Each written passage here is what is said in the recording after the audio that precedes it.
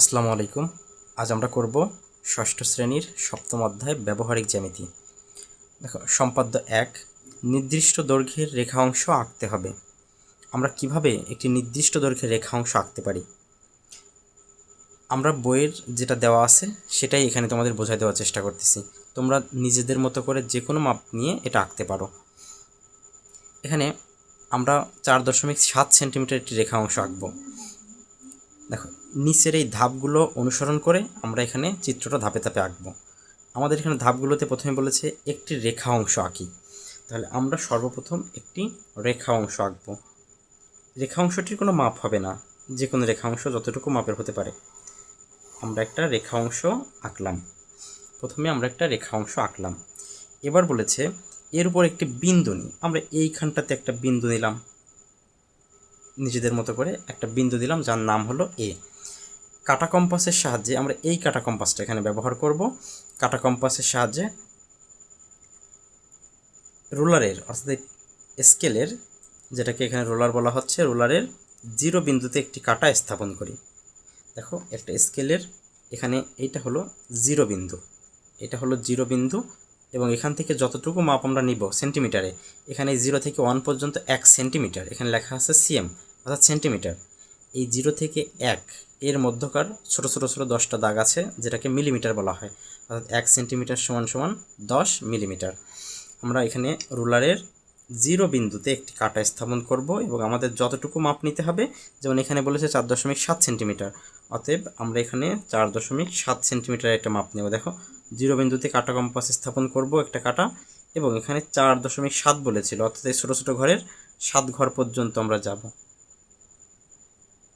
এইটা হলো 7, 4.7। এরপরে বলেছে কাটা কম্পাসের অগ্রভাগ রোলারের 0 দাগে স্থাপন করে আমরা করেছি।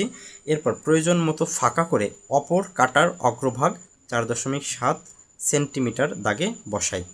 আমরা 4.7 সেন্টিমিটার দাগে বসিয়েছি।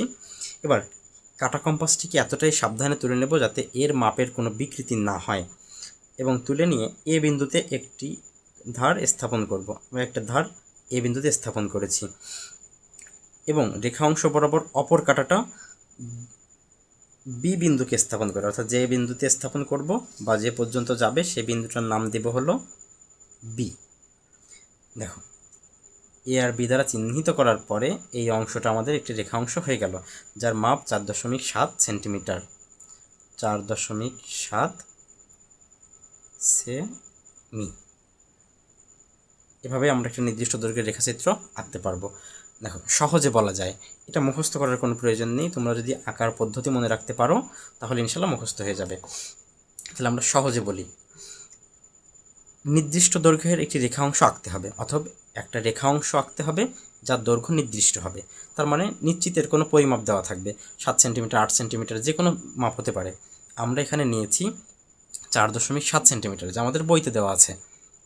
এবার আমরা কিভাবে আঁকবো? এই নিচের পদ্ধতিগুলো অনুসরণ করে একটি রেখা অংশ আঁকি। আমরা প্রথমে একটা রেখা অংশ এঁকেছি, এর উপর একটি বিন্দু এ স্থাপন করছি, এ নিছি। এইবার আমাদের রোলার ব্যবহার করতে হবে। এই রোলারের 0 বিন্দুতে, এই সেন্টিমিটারের 0 বিন্দুতে এই কাটা কম্পাসটি ব্যবহার করেছি, স্থাপন করেছি, এবং যতটুকু মাপ নিতে বলেছে, এখানে 4.7 নিতে বলেছে, আমরা এখানে 4.7 পর্যন্ত নিয়েছি। এরপর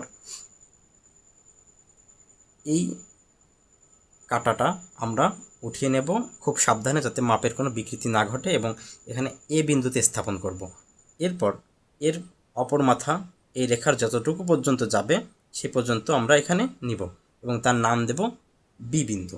এখানেই আমাদের এ ও বি বিন্দু, অতএব এ বি রেখা অংশের দৈর্ঘ্য 4.7 সেন্টিমিটার আঁকা হয়ে যাবে। আশা করি তোমরা বুঝতে পারছো। যদি কারো কোনো সমস্যা থাকে তোমরা কমেন্টে জানাতে পারো।